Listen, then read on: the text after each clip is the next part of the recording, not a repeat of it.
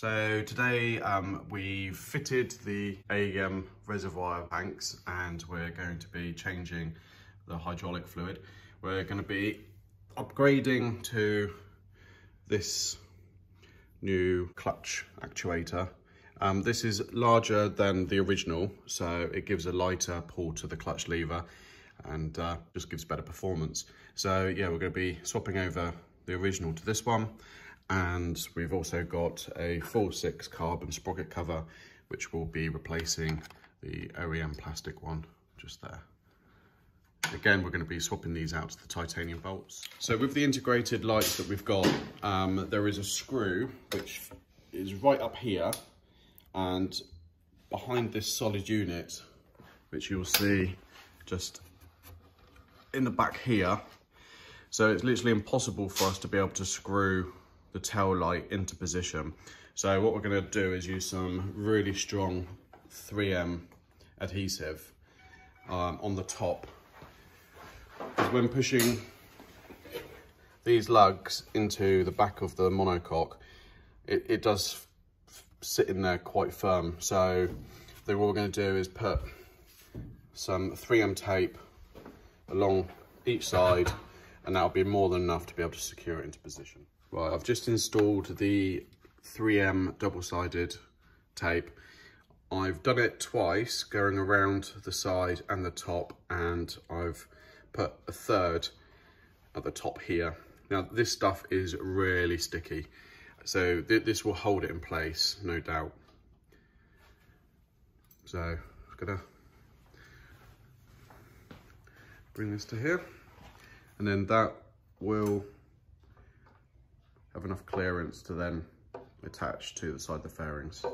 So I'll do that now, let you know how I get on. Okay, so to fit the tail unit, there's quite a significant gap between this light and the fairing. So we've used this 3M just to hold it in place. The rubber grommets do a good job doing that anyway, but just to give it a bit more security, we've pop those on position, and that will just basically hold it in the tail unit just there. Okay, so we've fitted the brake reservoir tank, and we're going to be bleeding all the lines, get all the air bubbles out.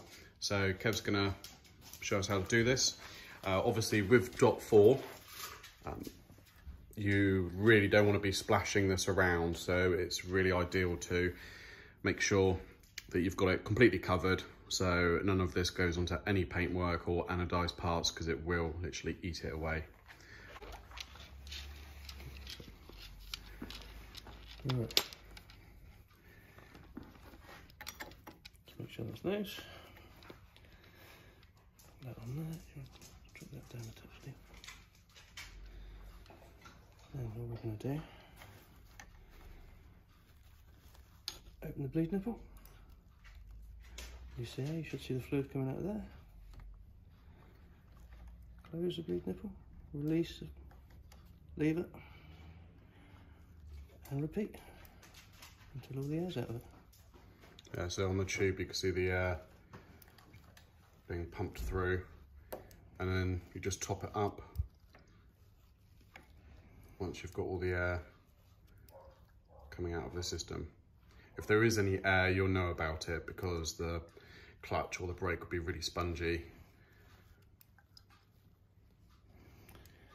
Pretty clear there, aren't we? A couple more. Good measure.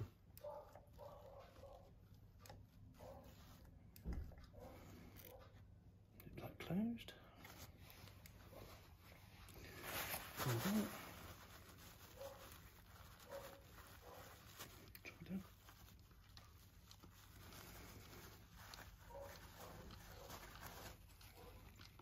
Okay, got it?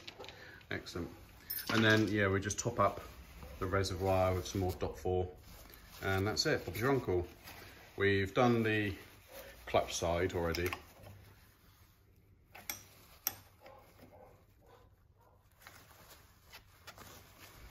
So we've got new tanks levers and actuator down there, and we've also put the Fullsix carbon sprocket cover on as well. Today hopefully we're going to be changing these all out to titanium and have the carbon fairings back on and start finishing her off. And all of the AEM tanks, they do come with original Brembo seals as well. There we go. Good job. So we're fitting the new grips. Kev's got his compressor, which is a much easier way to be able to swap the grips over, because then you can just blow them out. Got that up?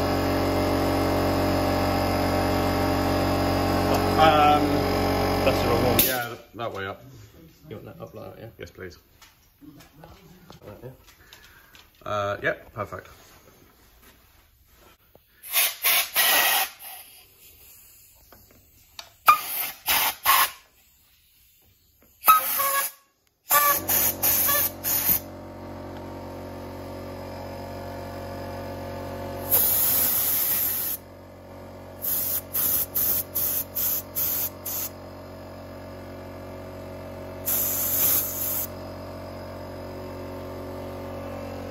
There you have it. And these feel so much better than the original. The originals just feel really plasticky. These have got really nice grip to them. These are the Pro-grips, which are exactly the same as what Ducati use in their catalogue, which they're about a third of the price for exactly the same thing. So yeah, happy with those. And we've got little red accents to go with the rest of the colour of the bike.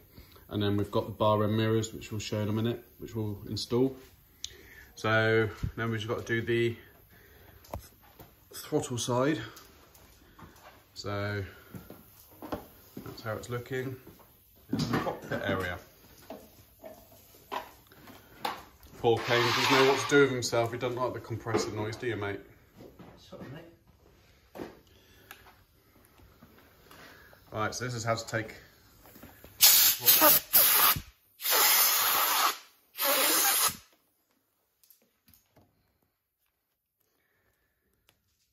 got a lip on it, isn't it?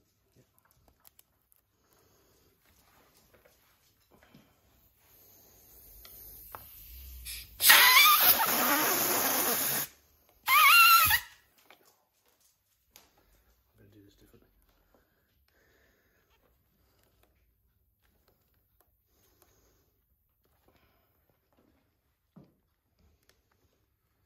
Bit of a stubborn one, this one, isn't it? Just a bit.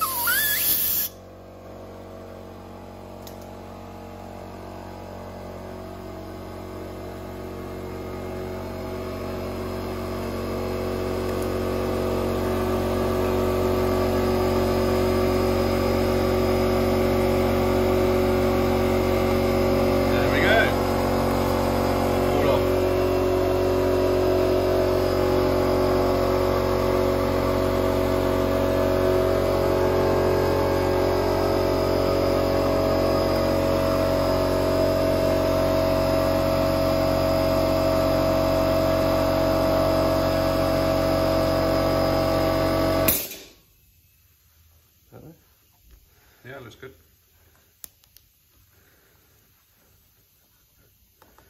And Kev used a bit of brake cleaner before, just to help get the original part off.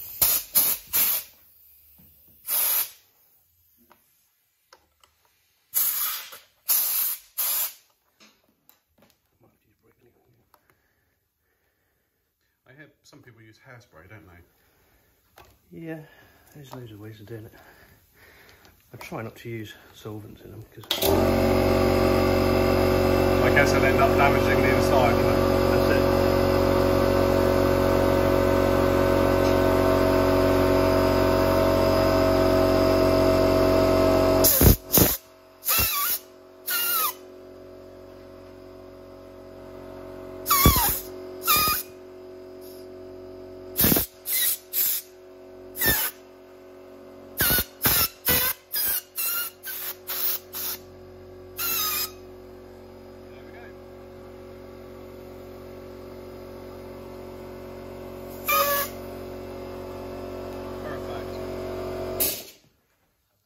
All done now, Kane.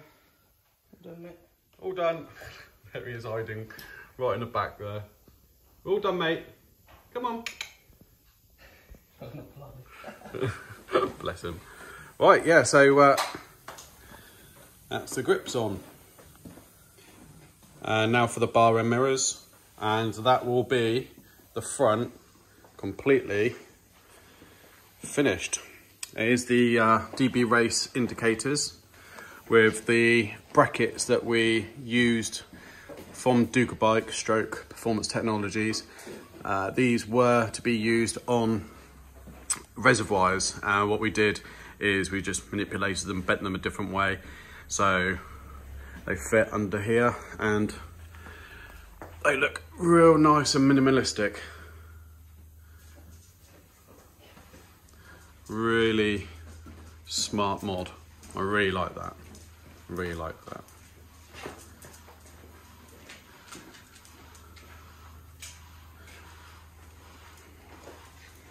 Alright, so now for the mirrors, and then we can get on to putting all the fairings back on.